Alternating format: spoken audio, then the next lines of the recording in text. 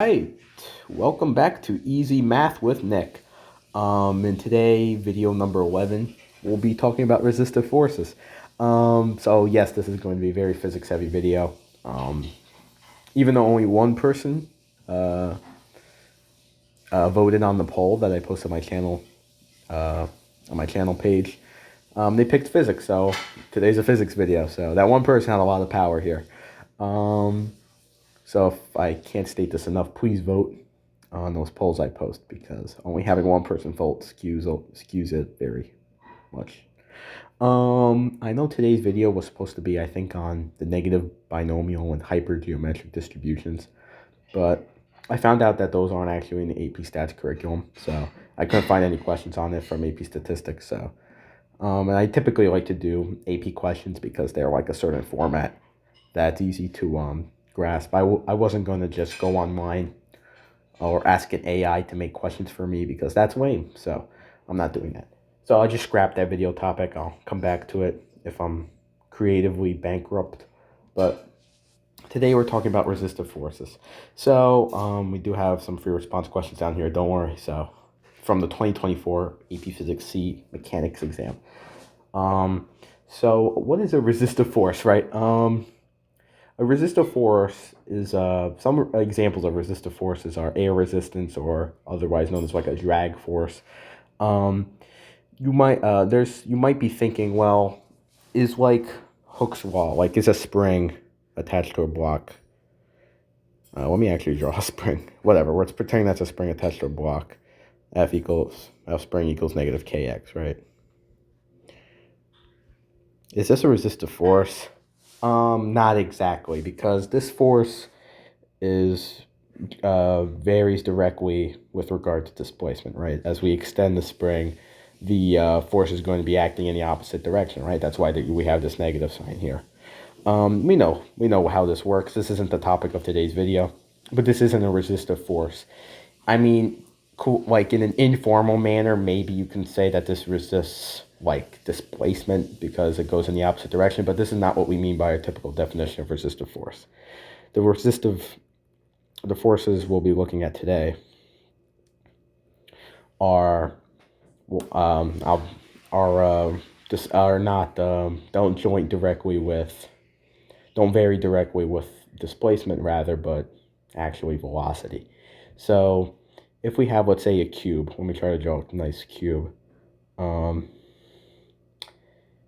First attempt here. I'm really bad at drawing cubes. That could be worse. I think that was quite good. Okay. It's falling. So it's falling in midair. We hold it. We hold it in place at above some height, and then we let it go. Let's say we're at the top of a skyscraper, and we're holding this brick. Let's call it a brick, a cube, in place, stationary, and then we drop it. So its initial velocity is 0, and we'll just say it starts at x equals 0. What forces are acting on this block? Well, you have force due to gravity, which is the mass of the block times g, obviously, that we know that, right? But there's also a resistive force, a drag force. And this drag force is directly proportional, varies directly with the velocity of this cube. So as this cube speeds up and speeds up and speeds up, that drag force is going to increase. The air resistance exerts a greater force upon that cube. And so when we do our net force equation, net force equals mass times acceleration equals the positive direction we're stating as downward. So positive downward, negative upward. If that's confusing to you, you can do it the other way, but just for simplicity's sake, I'm doing it this way. Minus BV. And so the net force is not going to stay the same here, right? Because we'll have a constantly changing velocity. And so if our velocity is changing, that means our net force has to be changing because this is changing. The velocity is changing, so our drag force is constantly increasing. And so at a certain point, before we dive into calculus, part of today's video, um, the cube will reach what's known as terminal velocity. Well, where it will stop to, it'll stop speeding up and it'll reach a terminal velocity where the resistive force has reached a maximum. And that it's going to be equal to the gravitational force acting on the cube. So it's no longer accelerating. And what this means is if it's no longer accelerating, our net force is equal to 0. And that means we can solve at terminal velocity. Let me make a header for this. At terminal velocity, which is typically denoted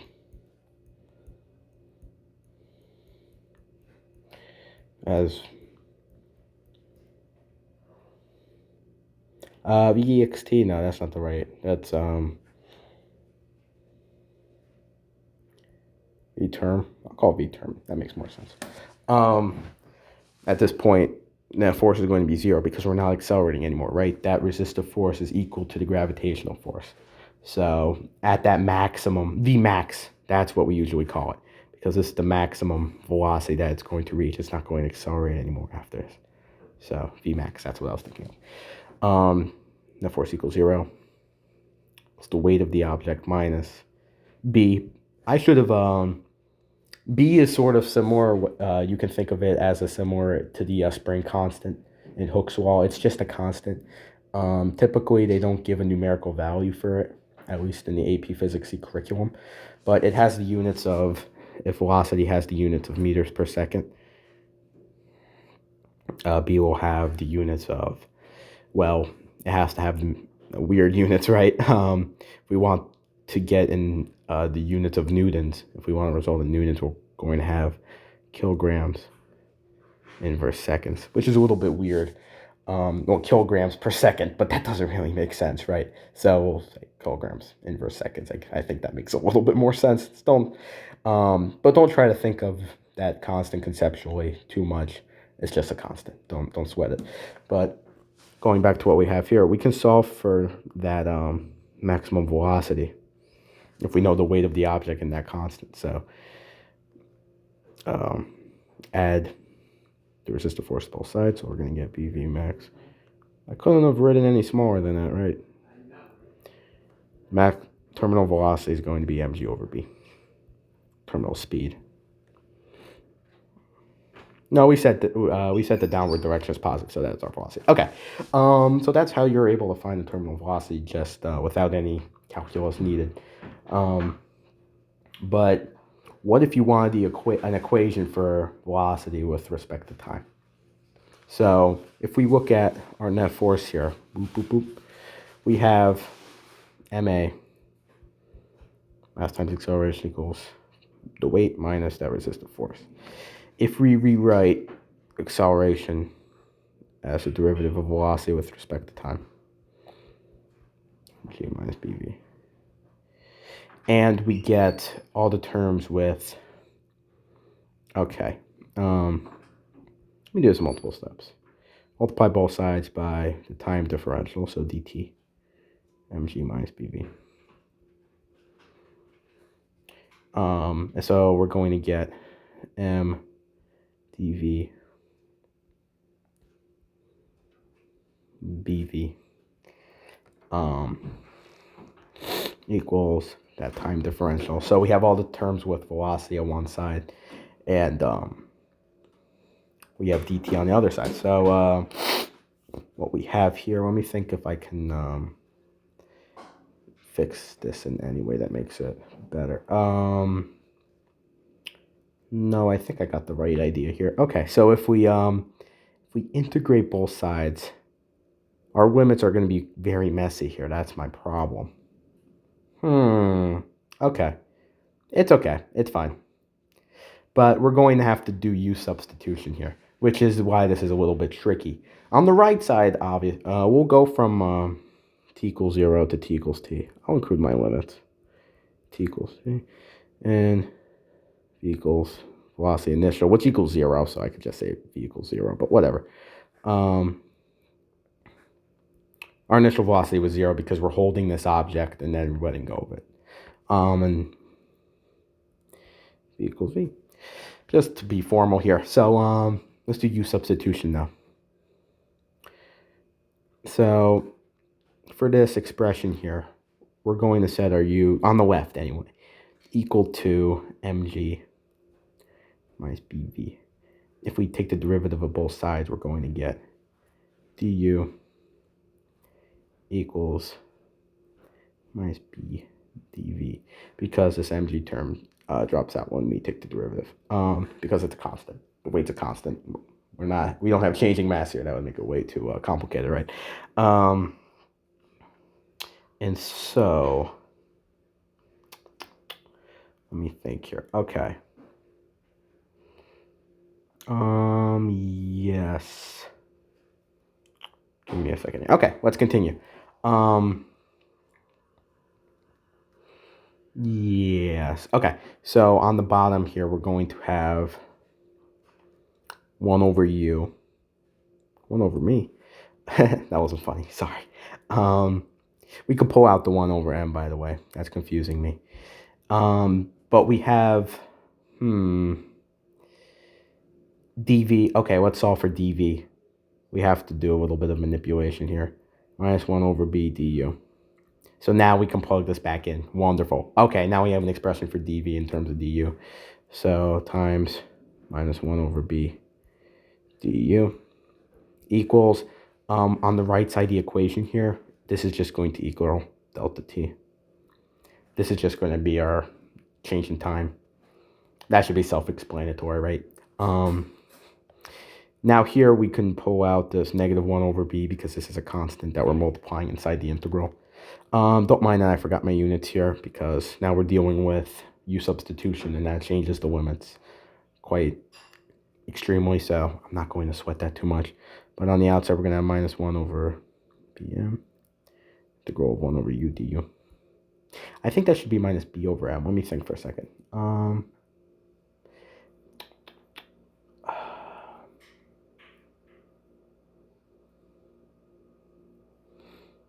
Let me think.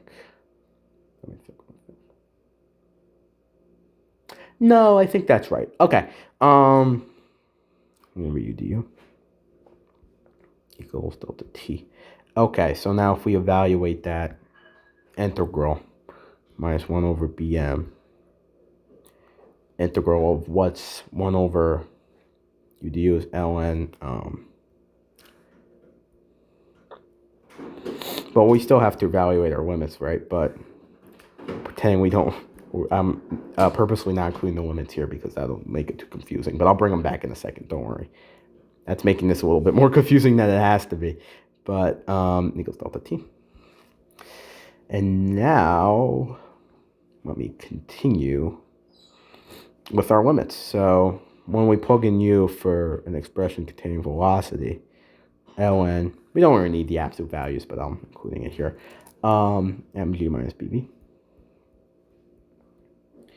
And this is going to be evaluated from equals 0 to v equals v equals delta t. And now we'll multiply that term, the minus 1 over bm over. So we'll have, I think that should be minus b over m. I have an inkling that's what it really should be. Give me a moment here. I'll pause. Actually, no. I can do this in real time. That's fine. I don't think I did make any egregious mistakes, I'd like to think, right? No, okay, that's correct. We didn't pull out a 1 over m. We pulled out just an m. I was thinking maybe the m in the denominator, but we pull out an m, not a 1 over m. That's right. Okay. That's a very minor mistake. I don't know why I did that anyway. That's kind of a dumb mistake, honestly. Good thing I caught that, though, because I knew this looked weird. Something you probably pick up on with practice, but minus m over b, m over b, m over b. There you go. Okay. So we didn't pull out a 1 over m. We pulled out just an m. Okay. That makes much more sense now. So, okay. Let's steam ahead. If we multiply, if we divide both sides by minus m over b, we're going to get ln mg minus bv. If the limit v equals 0, this was supposed to be a 0. Kind of looks like a cursive L for whatever reason, because I'm writing so small, right? V equals v equals minus b over m times delta t, a change in time. And so now if we evaluate the limits we have on the left, oops, we're almost hitting the question already. No spoilers. We're going to have ln absolute value mg natural log of absolute value of mg minus bv. But we cannot just disregard this lower limit, because when you have that 0 in the natural log, it's still important to have, because we're going to have ln absolute value of mg minus 0. So I won't put that, but this is still important. You cannot neglect that lower limit. It's a mistake I've made before. Honestly, the mistake I was expecting to make today, but that was supposed to be a delta. All right. So now, using the property of logs, we can state that we can simplify this what we have on the left here to be natural log of, it's going to be an ugly expression here, mg, the weight minus the resistive force, mg equals minus bm delta t. Because we're starting at t equals 0, right? I can just say that's t. Oh, we started at x equals 0. I'm just going to add this here. Let's start at t equals 0 as well, right? The initial time is 0. We're not starting at t equals 2 seconds or something like that. So delta t equals just t. So I'll change that in the next step. But now let's just simplify the fraction we have inside the natural log. It's just going to be 1 minus bv mg. Hopefully that was self-explanatory. If this is really coming full circle, if you remember from my video on properties of logs, or I'm sorry, derivatives of logarithms, if we have, let's say, log, whatever base, doesn't matter, of a they should be the same base though. So let's do log base a of b minus log base a of c is going to equal log base a of b divided by c. That was a property of logs that we discussed in a previous video. So I just felt that was very interesting how it came up here. In not a completely different context, mind you, but I would say it's a completely different context. So that's interesting how this came up here. But this is the property that we did right here when we converted, we simplified those two natural logs into one, because we were subtracting them, which is quite interesting. So that's how you narrow it down there. And so we're going to use another property of logs here by setting e to the power of this as equal to what's inside the natural log. So we're going to have e to the minus bm.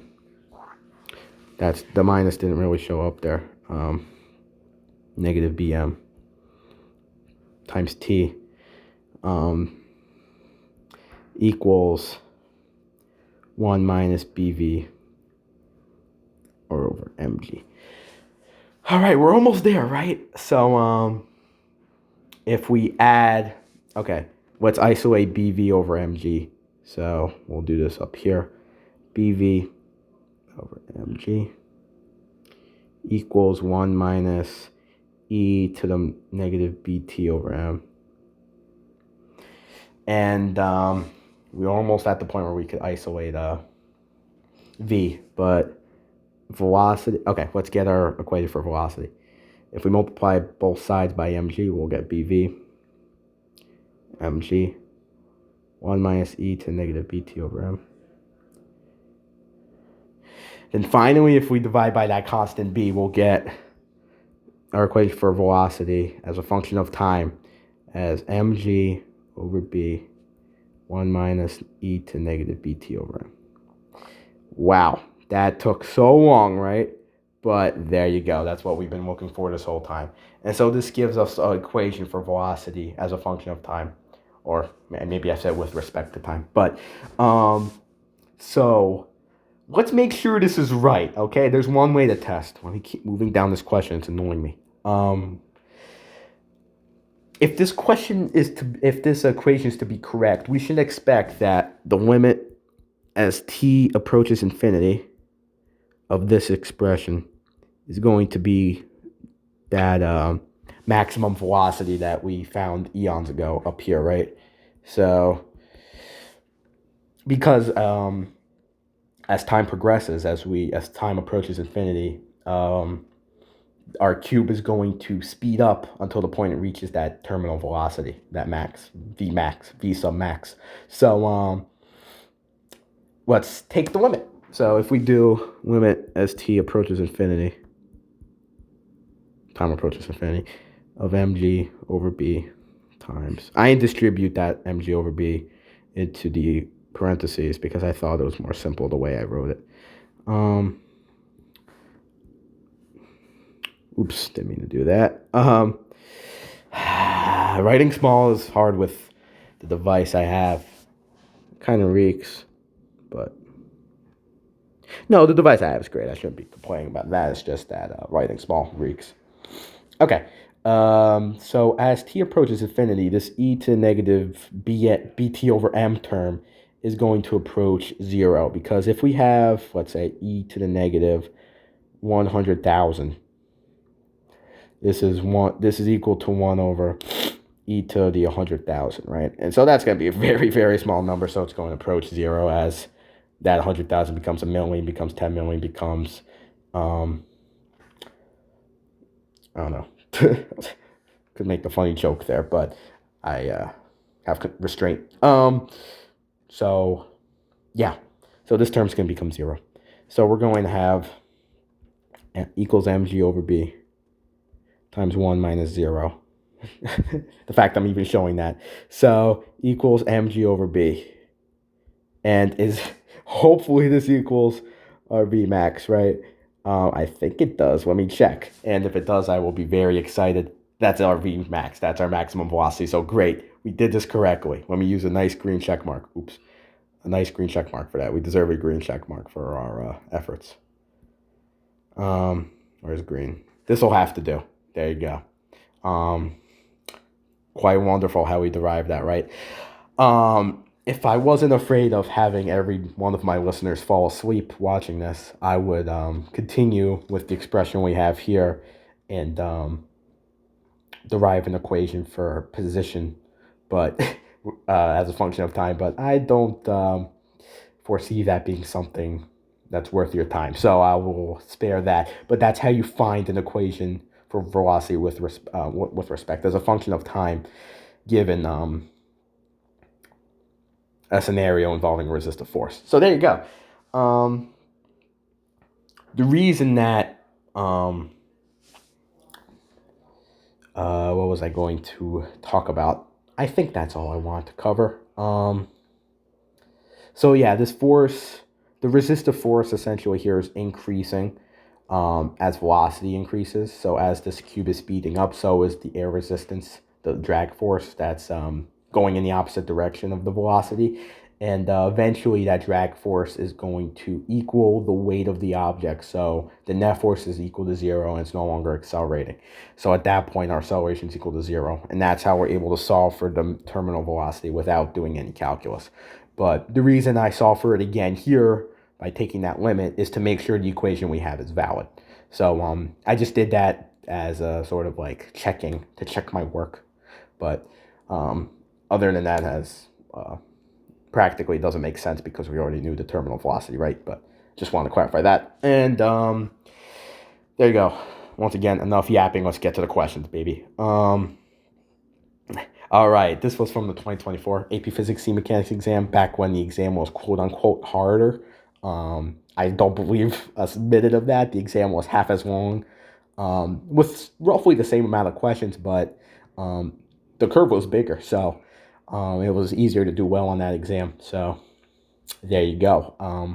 An hour and a half is a lot easier to sit through and not have to agonize over than 3 hours, as was this year. So everybody that took Physics C before this year, you had it lucky. you had it good because you didn't have to sit through a 3-hour physics exam, which I thought would be more fun than it really was.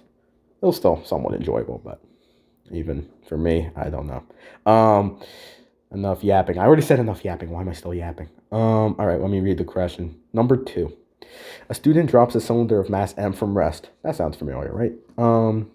The air exerts a drag force. Well, now it's a cylinder, not a cube, right? The air exerts a drag force of magnitude F sub drag on the cylinder, as shown in figure 1. The student models the magnitude of drag force as F drag equals BV squared. What? Ooh, isn't that exciting? It's not just BV, it's BV squared. Isn't that interesting? How is that going to change how we solve the question, right? We'll see. Let me continue reading. Where V is the speed of the cylinder and B is a positive constant with appropriate units.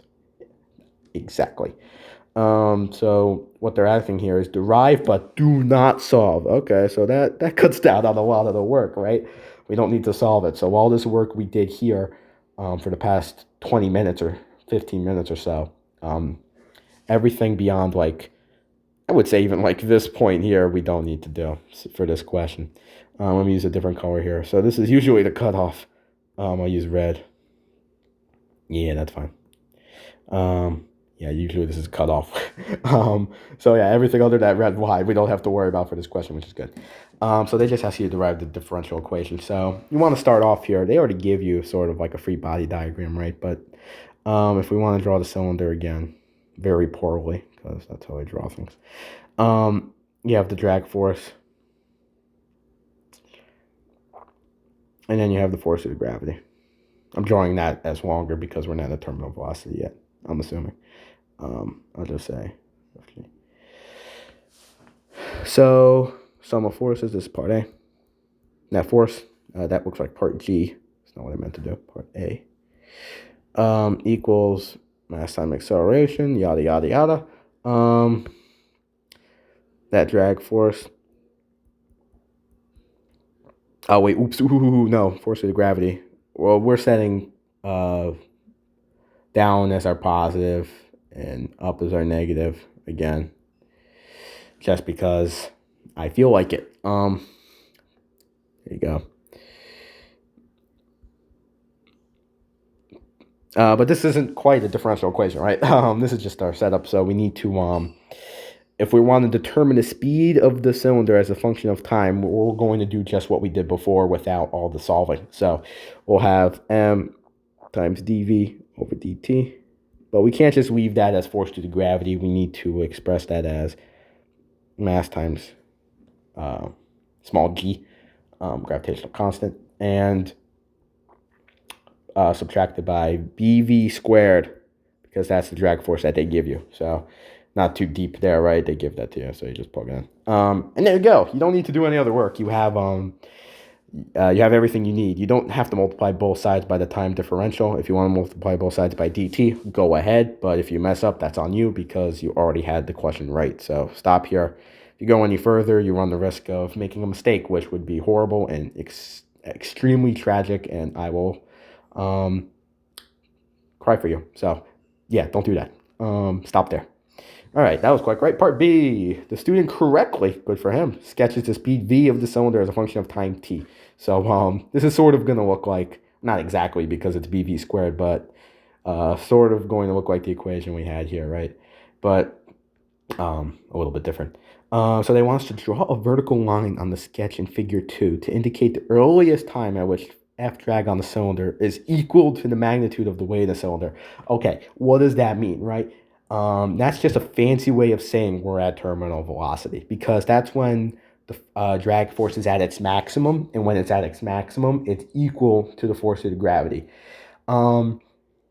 Just know logically that the resistive force can't be greater than the force of the gravity here. That means there's a net force upward. So that doesn't make sense. If you drop a cylinder in the air, it's not going to start going up in the air without, like, just like that, right? There's no force pushing the cylinder up beyond like its weight to the extent that it's going to start falling upward. That doesn't make sense. That would be quite comedic, actually. I'd like to see that. But F drag is equal to the magnitude of the weight. That's when the resistive force is at its um, maximum value, maximum. What is the word I'm thinking of? It's at the tip of my tips. It's at the it's at the tip of my lips though. It's at the it's on the edge of my maximum value. It's another word for value. Sorry, I'm blanking here. Maximum magnitude. That's what I was thinking of. Maximum magnitude. So that's when our resistive force is at its maximum magnitude, and that's when we're at that terminal velocity. I cannot state that enough. I'm probably boring you to death. Sorry. But when we're at that terminal velocity, we're staying at the terminal velocity, right? So when we're on this graph, are we sort of leveling off, right, at that maximum velocity? We're starting like kind of right here, right? That's sort of where we start to have like a horizontal asymptote, right? That wasn't really a straight line. Let me do that again. That's sort of where we start to level off. A little bit later than that, really. Where we start to level off. And this is, they want us to indicate this as T1. That's where we're going to reach that terminal velocity. And our justification, we just did this. Appropriate features, I think they want a horizontal asymptote.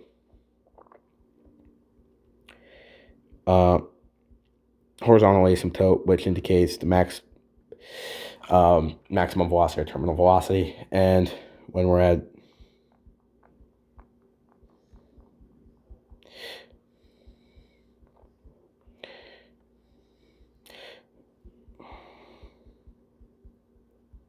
is at its greatest.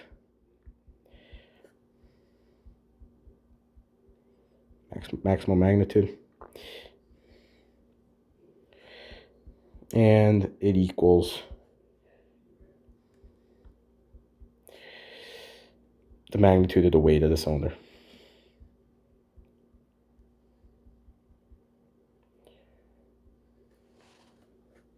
Give me a second. Power saving mode. Oh no, my battery's about to die. That's unfortunate. Do not disturb. That's not what I wanted to do. How do I do power saving mode? If only that was obvious. There you go. I think that's what they wanted me to do. Dark mode. Is that what they wanted me to do? No, no, that's horrible. No, no, no, no, no, no. Sorry, sorry, sorry. All right, we're back. It's time for me to wrap the video up of the weight. There you go. That's our justification. Everything else I just said is also goes under the justification there. I think that's self-explanatory. Okay, finally, part D. We got to get this done before my computer dies. The student conducts an experiment to better understand the relationship between maximum speed, Vmax, and mass. The student collects data to determine the maximum speed for cylinders dropped from rest, each with the same physical size and shape, but with different SM. Whatever. Yap, yap, yap. The student then graphs Vmax squared as a function of mass. So, okay. So draw the best fit line for the data. It's gonna be something like this. No, that was horrible. This is the worst question to rush. Pretend that's straight, okay? Pretend that's straight. I'll do it again. I don't have time. It's really hard to draw straight lines on this. Okay, so it's gonna look something like that. That's our best fit line. Got part I done. You get your 2 points for doing that. I could draw a line. Good job. Use the best fit line to calculate experimental value for B. So when we're at B max, remember our net force is equal to 0, which the weight is equal in magnitude to the resistive force, which is BV squared here, not just BV. BV squared equals mg. So if we want to calculate experimental value for G, I'm sorry, for B, oops. Y equals mx plus b. So y, we want this in y equals mx plus b format. So we want this to be in the format of a line, like a linear regression scenario, I think it's officially called, but where it equals b over m,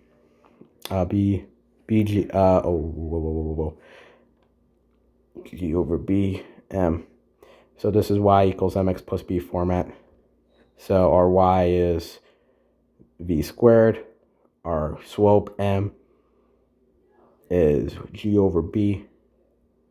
And, well, okay, our slope, I should say slope. That's the official wording they want you to use. Slope. They want you to use m. What's m? Slope. M is mass, so that's confusing. Slope is that, and our x. What's on the x-axis is going to be mass m. So when we find the slope of this line, which I will do very crudely here, I'm going to pick the points with red here. This point right here, and this point right here. That seems right. So if we find the slope between those 2 points, it's going to be slope equals 6 minus 1 over 0. I don't know what the scale is here. 0.325. 3535375. Okay. Yeah, I think that's the scale. Minus 0.5. I'm sorry, 0.05. So without a calculator, it's going to be 5 over... Oh my gosh, I should have a calculator by me. Oh no, I'm having a crisis. Okay. 5 over 27. 0.275. Right. Whatever that is. I couldn't be bothered to find that, but that's our slope. So if we're trying to find experimental value for B, we're going to have 5 over 0.275. It's approximately, because it's experimental, G, which is, we'll say it's 10 here, okay? That's completely fine for the exam, over B. So 5B, 2.75. B equals 2.75 over 5. Maybe I could do that in my head. Let me do this quick. It should be approximately equals, because we don't know. It's an experiment.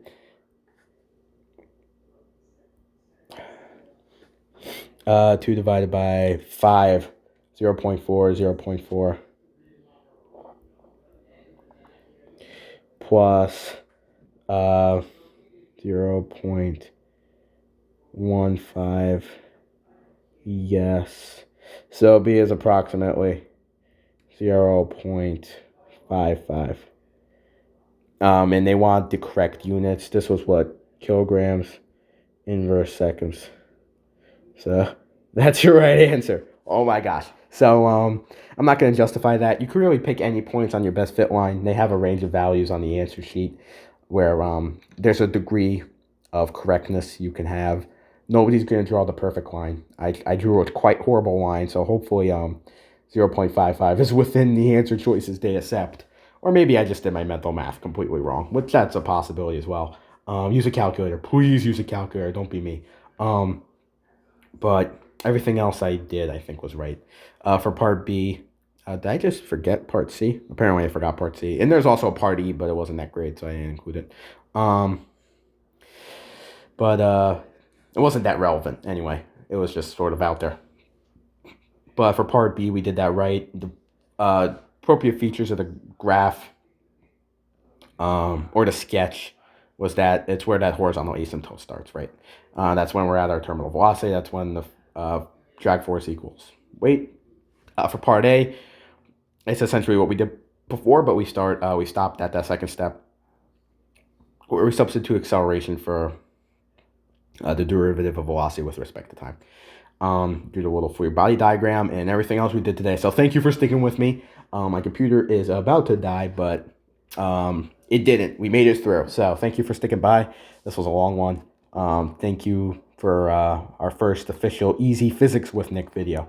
I don't think this was even easy, but hopefully I made it somewhat easy to understand. Now that last question, drawing a line, should be easy at least. So enough yapping. We are almost at 40 minutes. So thank you for watching, and I'll see you next time. Thank you.